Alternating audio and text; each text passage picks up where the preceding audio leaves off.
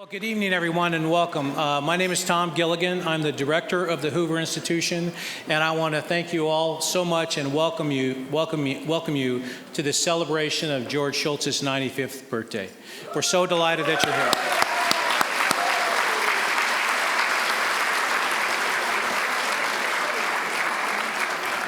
To kick off the ceremony and make tonight's introductions, I'm pleased to welcome the president of Stanford University, John Hennessy.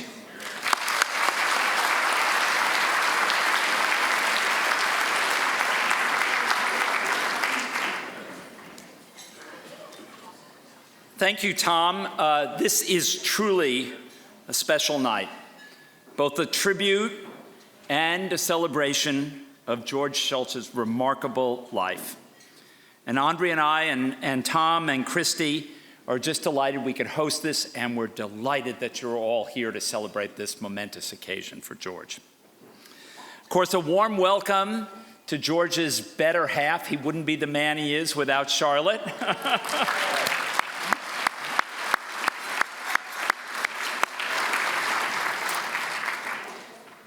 You know, George has made invaluable contributions to our nation, to the world, and to the university.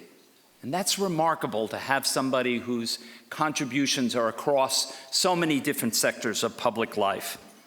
He's worked to make the world a safer place, from his time as a Marine in World War II to his service in a remarkable 4 federal cabinet posts: Secretary of Labor, Secretary of Treasury, head of the OMB, and of course, Secretary of State under President Reagan.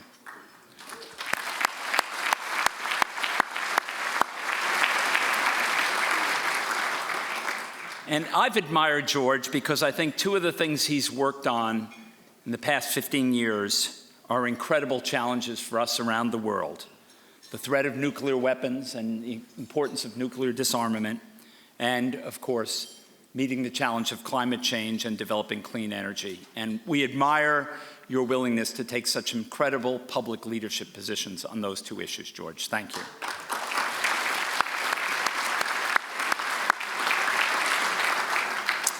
Now, I asked whether or not this should be a roast.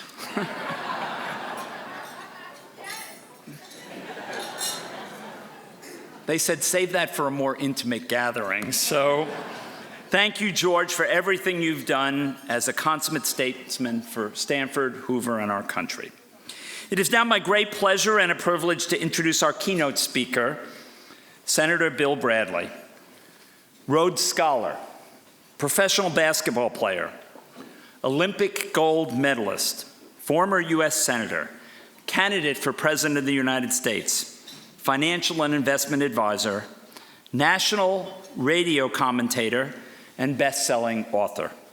Not a bad list. I'll get to it, George. I'll get to it.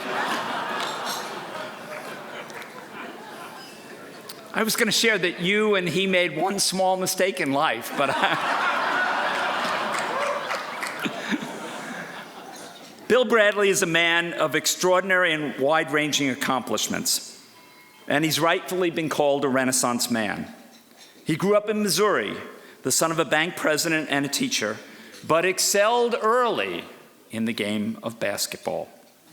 The top high school player in the country, he became a household name when he played for Princeton, recognized as the #1 player in college basketball.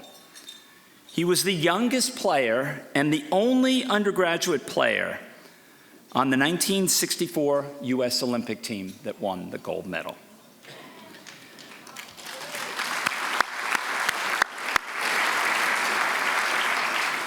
But you shouldn't think he was so good at basketball just because he's pretty tall. He was incredibly disciplined. He worked hard, practicing constantly until the game became effortless. As he told John McPhee, who wrote a Pulitzer Prize-winning book on the subject, when you've played basketball for a while, you needn't look to see where the basket is.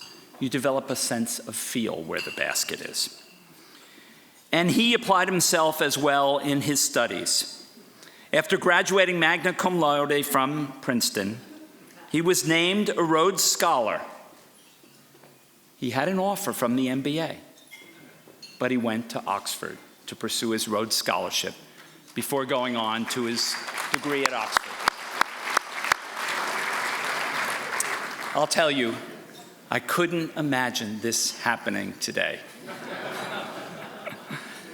From his earliest days, Bill Bradley has looked ahead, identified his goals, developed plans to achieve them, and then executed. During his 18 years of service as the U.S. Senator from New Jersey, through his work in the Finance and Energy Committees, he became known as a policy wonk.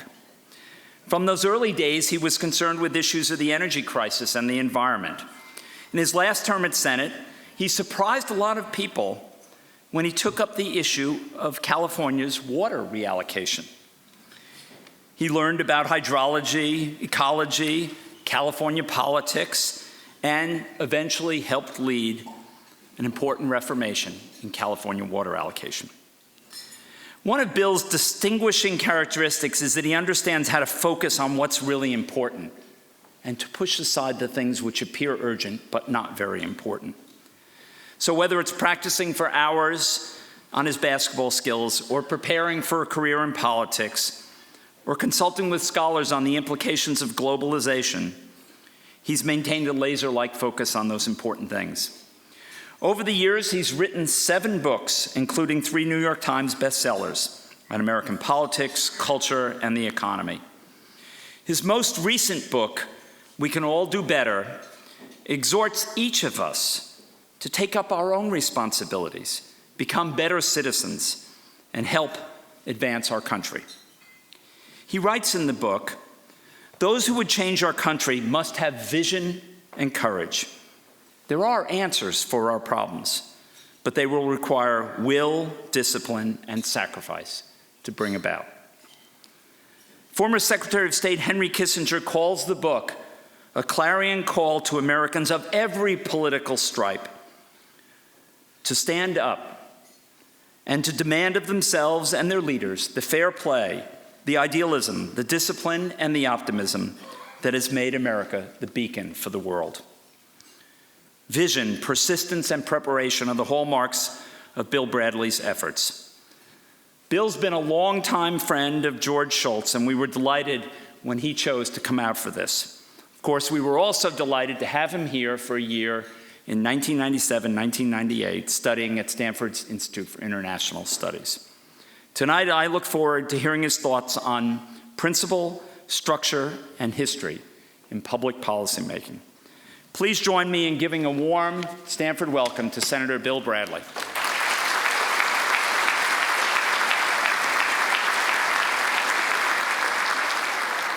Thank you, John.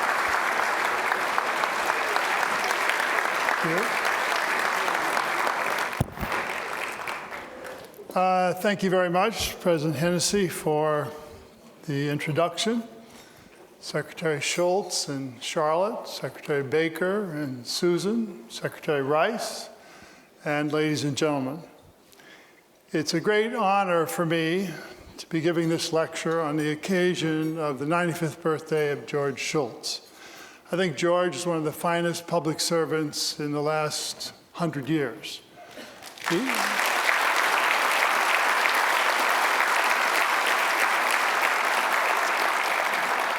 At Labor, OMB, Treasury, State. But more importantly, I'm proud to call him a friend. And when he called me and asked me to do this talk, I really didn't think you called me and asked me to do this talk. And then I thought about it a little bit, and I realized looking at the panels tomorrow that he needed balance. And I was the only Democrat he knew. So, the title of the talk is Principles, Structures, and History in Public Policy Making. We start with 4 principles that provide U.S. policymakers a set of guidelines, unite us all, tell us what we believe is important and what we stand for. First principle, our democracy is at its best when a maximum number of people vote and participate, and when the general interest takes precedence over the narrow interest. Second, we prosper as a nation when economic growth is broadly shared in a sustainable way. Third, in relation to the world, we must act wisely on our genuine national interest. And fourth, one of America's unique strengths is its pluralism. These four principles must be supported by structures, that is, the laws, rules, institutions, policies we establish to govern our society and determine our place in the world. When over time structures bend under the pressure of special interests and no longer support our principles, we need significant change, you might call it rebellion, to align the structures once again with the principles. Thomas Jefferson thought we needed a rebellion like that every 20 years. I think his timing is roughly right. Principles, structures, and history. History is not just past facts, but the human dimension of public policy making. It's a story of remarkable achievements that changed the world for the better, as well as the human frailties, like greed or lust for power. If everyone started over with the same amount of money and land, after 20 years, some would have a lot more and some would have less. It's just the nature of human beings. And there will always be some who will want to enhance their chances for more by bending the structure to their own ends, whether it's the aristocracy of pre-revolutionary France or whether it's the large banks of today. When the structures violate the principles, you need a rebellion. In other words, you need a rebellion because the actions of human beings in time, history, erode structures. When rebellion occurs, there will be losers. They're usually the ones that benefited from the previous structure. For example, when slavery ended and the slave masters lost. When the civil rights laws of the 60s passed, the old racist Jim Crow structure lost. Under President Reagan with Secretary Baker in 1986, when the Congress rewrote the tax code by lowering rates and eliminating loopholes, those who were using loopholes lost. The U.S. is a democracy that's constantly evolving. When the country was founded, only white males with property could vote. Then in the 1830s, all white males could vote. The 1860s, all black males could vote. In 1919, women were given the vote. And in the 1950s, young people between 18 and 21 were given the right to vote.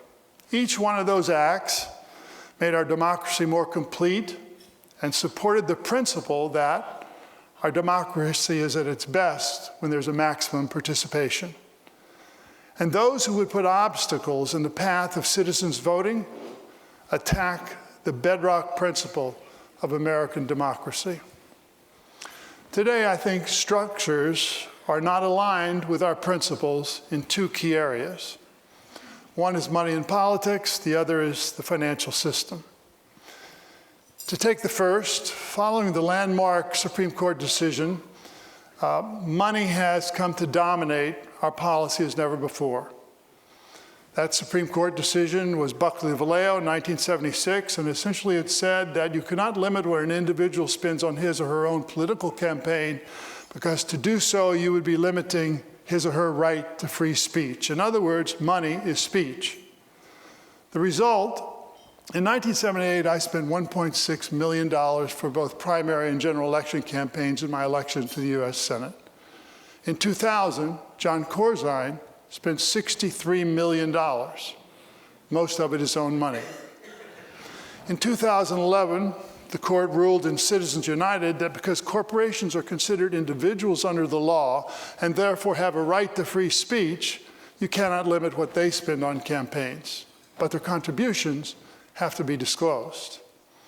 Then came another change, this in a section of the IRS code relating to the participation of nonprofits in politics. This change allowed the percent of unreportable nonprofit resources that can be devoted to partisan politics to rise to 49%. The result, there's nothing that prevents any foreign individual or government from contributing immense sums through intermediaries in support of individual candidates without the American people even being aware of it. In The Rise of Nations, Mansur Olson, an economist I like, points out that democracies can sometimes be dominated by narrow interest, what's in it for me, what's in it for my group, so much that the general interest, what's in it for all of us, cannot prevail. I believe we're at such a moment. The role of money harms all of us. For example, in 2009 and 10, the financial industry contributed $318 million to politicians in Washington. The healthcare industry, $146 million, the energy industry, $75 million. Is it any wonder that we failed to fix our financial system? Or is it any wonder that we didn't get a public option in healthcare, or we failed to do even an energy bill at all? The role of money in politics is responsible for weapon systems the military doesn't want, the prohibition of Medicare to negotiate drug prices with pharmaceutical companies, the exemption of fracking from the Clean Water Act, the absence of common sense gun control, such as not allowing those on terrorist watch lists to be able to buy assault weapons, and the absence of high priority national infrastructure financed by the users of the system. It also accounts for bridges to nowhere. The list goes on and on. And while campaign finance reform is not on the public's list of top 5 issues, it is absolutely critical to getting something done on those 5 issues. Our principles say that we must change the structures. Our history says that we can change them. To eliminate the distortions that money in politics has created with the structures of our democracy, we can wait for change in the composition of the Supreme Court, or we can take the reins in our own hands and pass a constitutional amendment that says simply federal, state, and local government may limit the amount of money spent in a political campaign, and then follow that with a law establishing public financing of congressional and senatorial campaigns.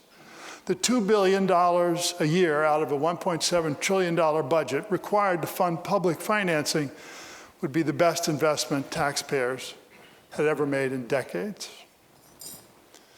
The second area in which structures are no longer in support of our principles is the financial system.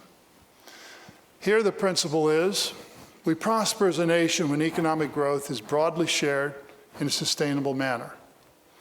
After World War I, after World War II, the U.S. was the dominant power in the world, and remembering the pain of the Great Depression, policymakers were determined to avoid the economic mistakes of the past and structured a global economy and free trade, free flow of capital, the dollar as the reserve currency, and the gold standard. This structure worked well until the crisis of the early 70s, when pressures began to build. The financial system was threatened after the gold standard ended in 1971. And in 1973, George Shultz, who was then as Secretary of the Treasury, along with Paul Volcker, rescued the financial system by going to floating exchange rates. The next big crisis came 35 years later when money flooded into mortgage-backed securities, credit default swaps, collateral debt obligations, without regard to quality or transparency. It was inevitable that the bubble would burst, and when it did, the system almost collapsed. We had created a financial system that few people completely understood. For example, when Lehman Brothers fell, nobody even knew who owed what to whom, so you couldn't quickly determine liability or exposure.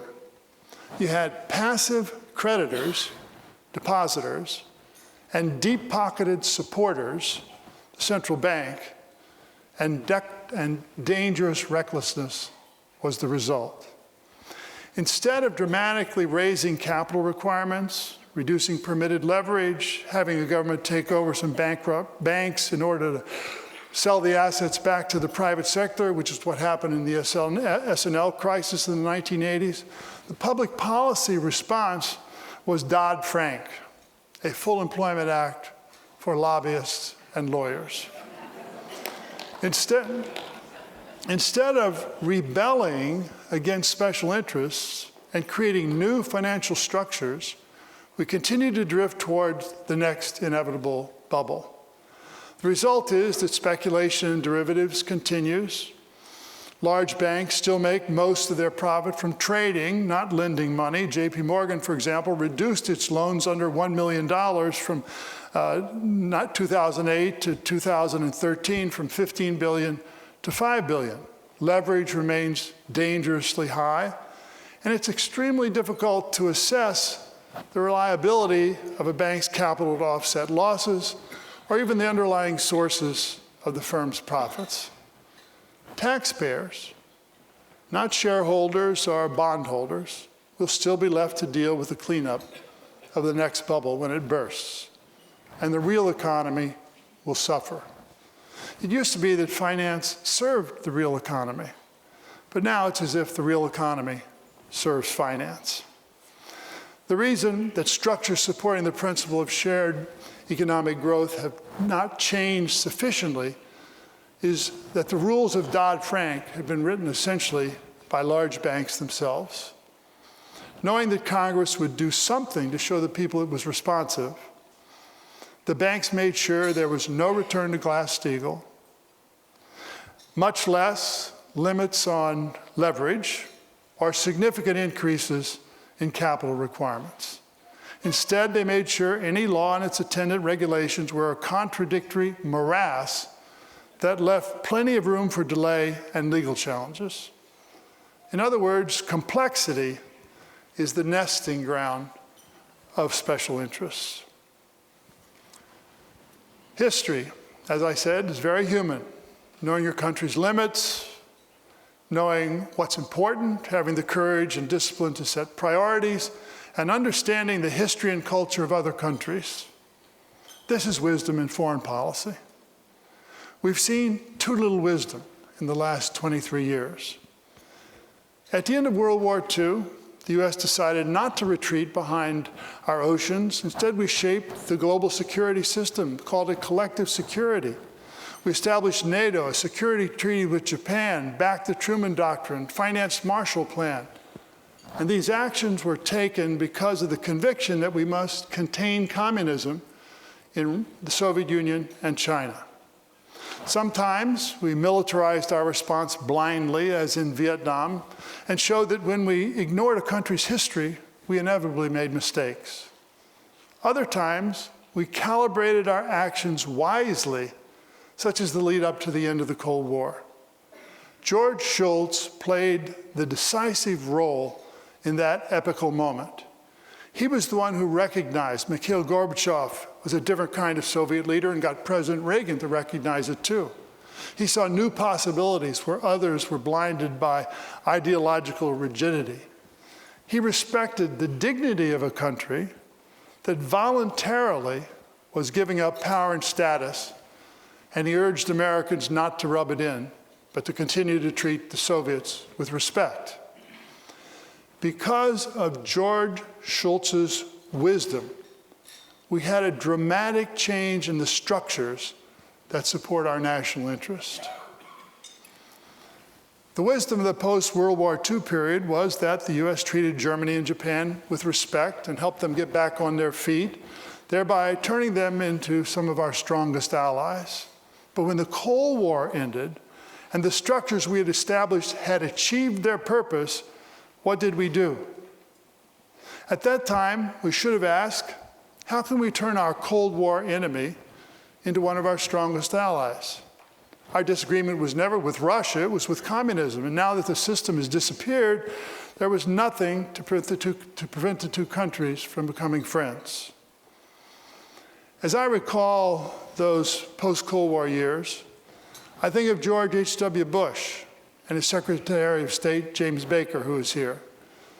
They had the right tone, and gave the right respect. Bush held 4 conferences on how to assist Russia. Even one proposed a $24 billion package to help Russia adjust to its new circumstance that Boris Yeltsin's chief of staff, Anatoly Chubais, thinks to this day such a package would have been decisive. But nothing came of it. No one had a plan. No one in government, think tanks, academia had thought thoroughly about how to structure our economic and security relationship with the Soviets if we won the Cold War. Then Bush lost to Clinton.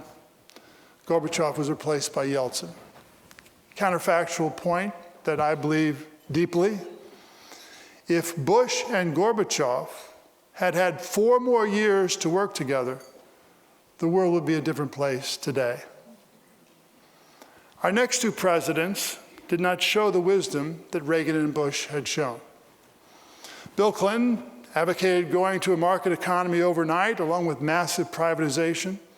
Ending the Soviet economic system cold turkey produced catastrophe, 30% unemployment, inflation over 1,000%, savings were destroyed, pensions became worthless, there was no work, shortages were everywhere, order fell apart, and the result was the rise of oligarchs and the tremendous suffering of the Russian people.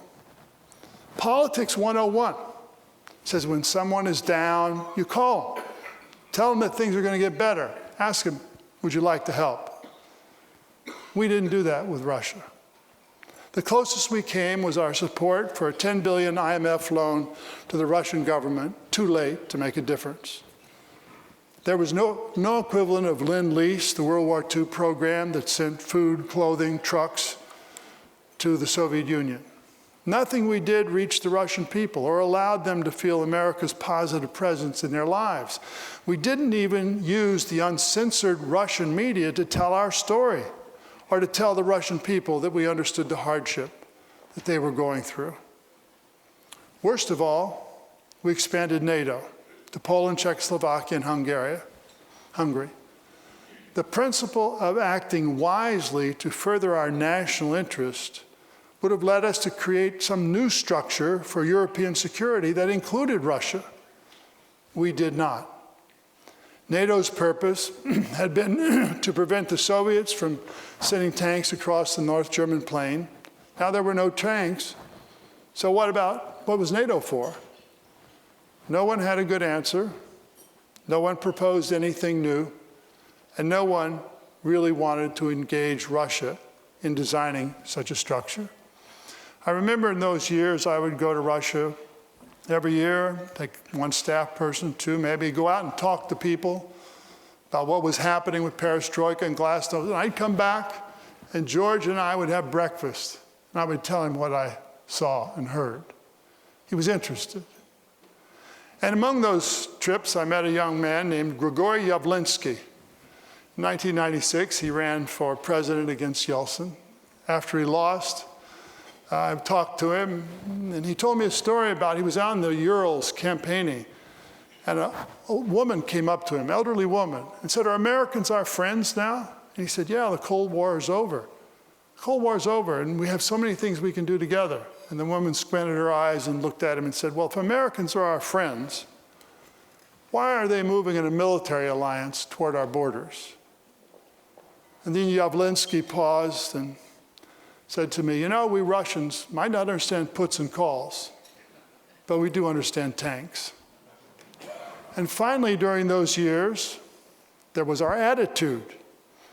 In his memoirs, Strobe Talbot, Clinton's chief Russian advisor, quoted Clinton at the Vancouver summit on his way to meet Yeltsin as saying, "Well, I guess we're going to have to go out and stuff some more shit down old Boris's mouth." No respect. Remember the 1990s when the Washington consensus said, Russia doesn't count anymore. Its economy is no bigger than Denmark's. We won the Cold War. We can do what we like.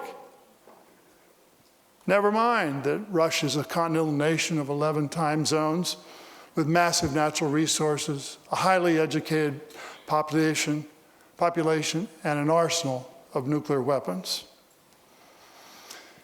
George W. Bush was elected in 2000. in his first year in office, 9/11 occurred. Vladimir Putin was the first head of state to call and offer help. Remember Politics 101? And he allowed the U.S. to fly over Russia to Afghanistan, and he didn't oppose U.S. bases in Central Asia to resupply our forces in Afghanistan. He wanted a real strategic partnership to fight terrorism, and in so doing, to legitimize Russia as still a great power. President Bush had great personal relations with Putin, but this was not enough to offset the policies which were anathema to Russia. There was the Iraq War, which Russia asked us not to wage, saying it would lead to disaster, followed by further NATO enlargement to Romania, Bulgaria, and the Baltic states, by our support of Kosovo independence, by our inability to get an agreement on missile defense, and culminating in Bush's decision to support allowing Georgia and Ukraine, former republics of the Soviet Union, to join NATO. It was a long way from George H.W. Bush in 1991, cautioning Ukraine against suicidal nationalism. But the policy that unnecessarily poked a stick in Russia's eyes was the so-called freedom agenda. Clinton's premise, democracies don't go to war with each other, so let's make Russia a democracy, morphed when Bush came into we go to war to force countries to become democracies, with Iraq as Exhibit A. Messianism in foreign policy always creates problems for us. The freedom agenda was a green light for American NGOs working inside Russia and teaching Russians how to organize protests against their own government. When that was combined with hectoring of the Russian government constantly and publicly on human rights abuses, it was as if we had believed that the last 1,000 years of Russian history with its czarist and Soviet authoritarianism had not happened. We seemed to believe that overnight we could make the country into the United States of Russia. Now, that was the moment, we seemed to say. Now was the moment. So go for it. Free press, elections immediately, democracy, done in a decade. No one talked about the extraordinary difficulty of bringing a true rule of law with reformed police and judiciary, or of making the transition from a centrally planned communism to a regulated capitalism. Vladimir Putin has correctly stated that the U.S. said no to Russia on NATO expansion 3 times. No on the Iraq War, no on the bombing of Serbia, no on Kosovo independence, no on missile defense, and continued to intervene in Russia's internal affairs from Chechnya to the freedom agenda. But Putin's response to all this in 2014 went way too far when he seized Crimea and supported rebellion in eastern Ukraine. Unlike Georgia in 2011, in Ukraine, there was no doubt who started the war. The invasion of Crimea was the first time since World War II that one sovereign European state invaded another. In addition, that invasion violated the 1994 treaty agreement in which Ukraine gave up its nuclear weapons in exchange for US, Russian, and British guarantee of Ukrainian sovereignty. And anti-Americanism became the new tool of Putin's leadership. The media became a propaganda machine, particularly during the Ukraine crisis, and it had its effect. At the end of the Cold War, 2/3 of Russians felt America was either a friend, 51%, or an ally, 16%. Less than 2% saw us as hostile. Today, the U.S. tops the list of Russia's enemies, and 81% of Russians hold negative views of America. The failure to imagine a new security structure, as the far-sighted George Kennan did right after World War II, stands as a stark reminder of how important creativity is in statecraft. Just when we should have been working with the Russians on mutual interests, such as reducing nuclear weapons, nonproliferation, terrorism, trade, investment, stability, and economic development for the Eurasian landmass, just when we needed a wise policy that saw our national interests clearly, we got messianism, arrogance, and hubris. The personalities of leaders only take great nations so far. Ultimately, you can't avoid your interests. In the case of Russia, the inability of the U.S. to create an equal partnership of unequals haunts us even today.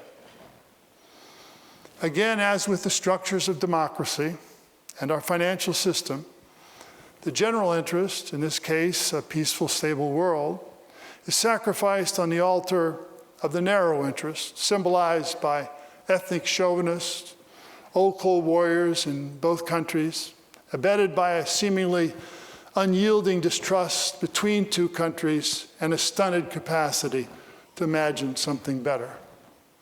Can a relationship be salvaged? Odds are getting longer with each day. But if things can be put back on track, I think it'll begin in Ukraine, which is of much greater strategic importance to Russia than to the US or even Germany. We must recognize Russia's legitimate security interest there and their historical connection to Ukraine. I believe the United States should state specifically that Ukraine will never become a member of NATO. We should support Ukraine as a neutral state, not unlike Finland or Austria. We Americans believe our principles are universal: freedom, human rights, democracy. As Lincoln said, the Declaration of Independence gave liberty not alone to the people of this country, but hope to all the world for all future time. I believe that. But we live in a world where many countries have different traditions and history. China values social harmony over freedom, Russia physical security over freedom. Finding that balance requires wisdom. And wisdom in foreign policy means also paying attention to our limitations. For example, take the Middle East. There we need a lot more humility and a lot less naivete. This is what we confront.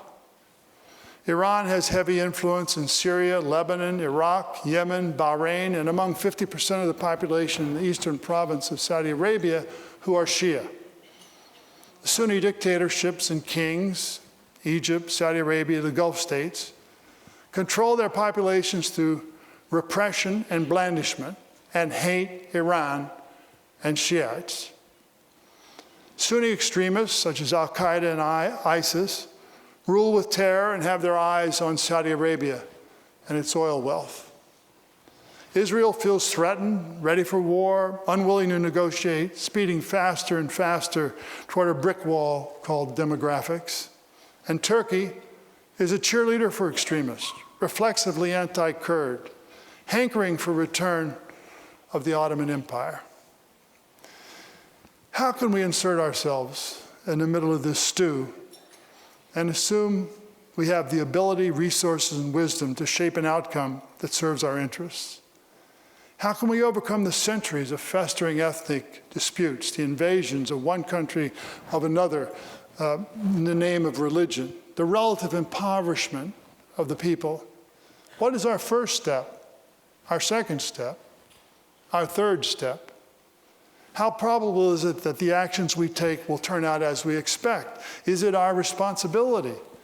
Can any foreign power bring a lasting peace to the region absent occupation? Do we want an empire with all its attendant costs? Better to think these things through before military action rather than miscalculate and have to pick up the pieces afterwards. Finally, to further our national interest and to act wisely in foreign policy, we have to act for the long term. That's what Ronald Reagan and George Shultz did. That's what George H.W. Bush and James Baker did. Here, I think a comparison with China is instructive. I remember a couple of years ago, on the front page of the New York Times, there were two stories. On one side, the headline said, Europe goes to China to seek help with the Euro Rescue Fund. And the body of the story, it talked about how the Chinese would hear them out, but one of the things they wanted in exchange was changing the definition of the WTO of what is a non-market economy. In other words, it was a story of a burgeoning economic power using its clout to further its interests. On the other side of the same page, it said Western business looks to Libya for investment. In other words, picking over the bones of our latest Mideast adventure. You know, in China, 100 million people watch a 12-part, 1-hour-long series called The Rise and Fall of Nations. Here, 40 million people watch American Idol. The fact is, China's farsighted, a strategic thinker. I mean, they're building railroads all across Central Asia, later Siberia, down to Southeast Asia, from which they'll drain all resources into China. And the dams they're considering building in the Himalayas that are at the headwaters of the Mekong, the Irrawaddy, will be able to control the economies of those countries in Southeast Asia without firing a shot. Or take the port they're building in Pakistan, which combined with a pipeline will allow oil to go from the Persian Gulf to Pakistan and then to China, thereby circumventing the Malacca Straits where our Navy has total control. Or the best I remember, a couple of years ago, there was a story of a Chinese businessman who went to Iceland and wanted to buy 200 square miles of Iceland. Somebody asked him, why? I want to build a resort. And I said, well, just think about that.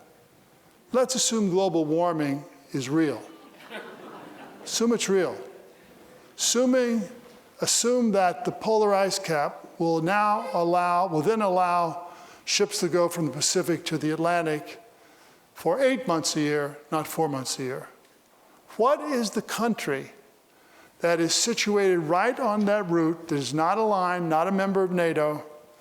It is Iceland. While we fight endless wars, promote democracy, win hearts and minds, China lays the foundation and the groundwork for global economic dominance in the 21st century. In conclusion, our principles related to democracy, the economy, and foreign policy bring us to our fourth principle. One of America's unique strengths is its pluralism. We're not just a large country. We are a large country in which immigration has forged our identity. You can't say that about China or Russia. Pluralism has always been one of our great strengths.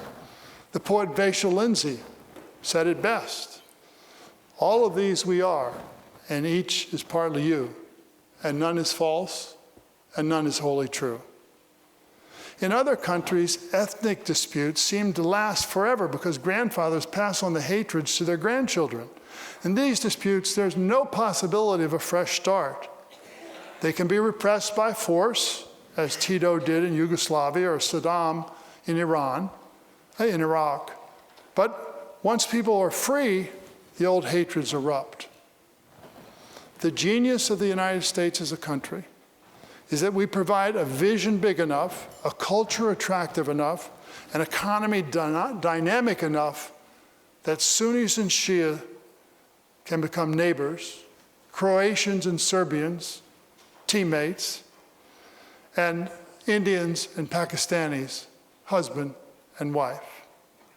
It's right there on the dollar bill, e pluribus unum, out of many, one. There have been times in our history when xenophobia, fear of the stranger, took possession of the national psyche. Fear, racism, ignorance have had their political days in America, from slavery to Jim Crow, to the Know-Nothing Party of the 19th century, to the Red Scare in 1919, to the Chinese Exclusion Act in 1924, to the imprisonment of Japanese Americans during World War II, to our current Republican presidential primary. And then, wise heads always prevailed, who saw immigration as a strength and who believed America was truest to its principles when it didn't shut the doors to strangers or pit one group against the other. And those who do that throw a lighted match on a pile of oily rags.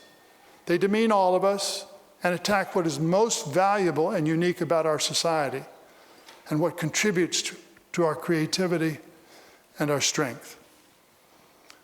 Lee Kuan Yew, the founder of Singapore, friend of George's, once told me the 21st century will be determined by talent. He pointed out that China has a pool of 1.4 billion people to draw talent from. But he then went on to say, America has 7 billion people to draw from, as long as we keep our borders open.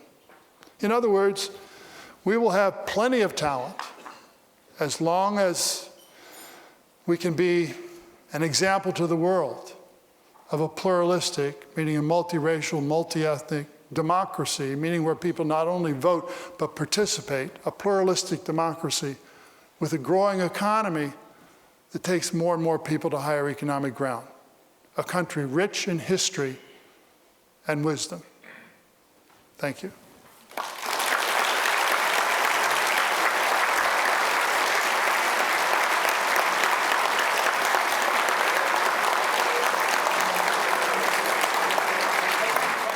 Yeah, sure.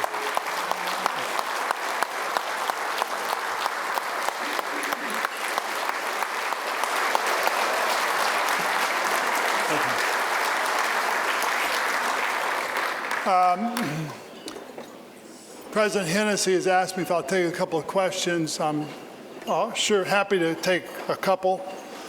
Let me tell you how I like to do questions. You raise your hand. I'll call on you. You ask your question. If I don't know the answer to the question, or I think the question is stupid, I'll go like that. You put your hand down. I'll call the next person. Have you always wanted the speaker to tell you exactly what he was thinking? Yeah, here's one over here. First of all, Senator, I actually did like your criticism of expanding NATO. I think that was a key strategic error. I do have a criticism, though, about your point about government finance of campaigns. And there's a quote, a famous quote, because you're advocating taxpayers being forced to finance campaigns. And I pulled it up here, and it is, I'm going to have to do it from memory.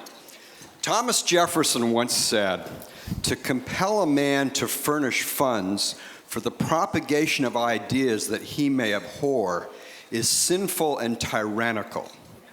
And that's what you're advocating. And so my question to you is, where do you disagree with Thomas Jefferson? I think you should have read the next paragraph. No, I'm just kidding.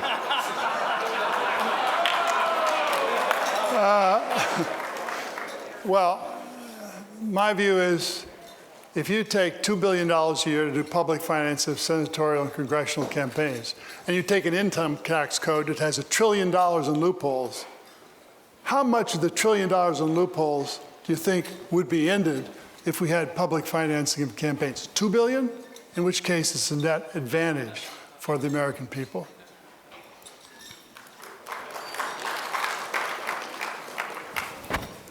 Okay. Well, I guess after that one, everybody, all just enjoy dinner. All right, Senator, we want to give you one more. So, Senator, your story about that elderly Russian woman is incredibly poignant, of her asking, why don't they respect us? But another way to phrase her question is, why should Poland get to choose who their friends are and choose to live in security out of Russian dominance? Yeah. How do you answer that in a way that is fair not just to Russians, but also to Poles and to Balts and to Kosovars? I mean, I know that there are a lot of people, Poles, Balts, Kosovars, whatever, not so much Kosovars, but others, that were historically afraid of Russia. But my point is, we were at a unique moment. Should we seize that moment and try to create something new? Now, some people say Russians will never change, they'll always be authoritarian, so this is a fool's errand. I never thought so. I thought there was a Russian soul. I thought there were people who wanted security. I didn't buy the argument that Russians were inherently warlike. And that's a tough thing to tell the Poles or the Balts, because they have encountered the aggression of the Soviet Union. So my point is simply, we had a moment in time to try something new. We didn't, and now we are where we are. Thank you, Senator. Okay. We're going to give you a Hoover tie, which you can wear whenever you have to go meet with the other side of the aisle. It gives you instant credentials with the other side. So thank you. Thank you. John, hold on. I have a present for you, too. And it's from George, from me, from Jim Baker. It is a Princeton tie.